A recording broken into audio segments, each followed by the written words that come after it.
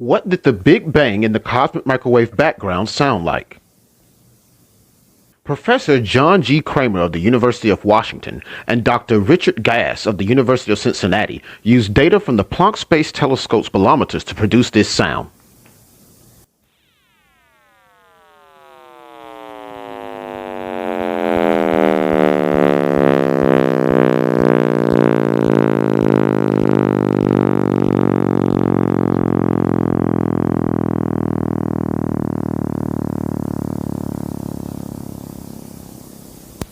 The sound of the Big Bang simulation is based on 1. The multiply peak frequency spectrum measured by the Planck Space Observatory is made into a single sound wave. 2. The emission profile of the cosmic microwave background radiation, which is peaked at 379,000 years and dropped to 60% intensity 110,000 years before and after the peak emission time,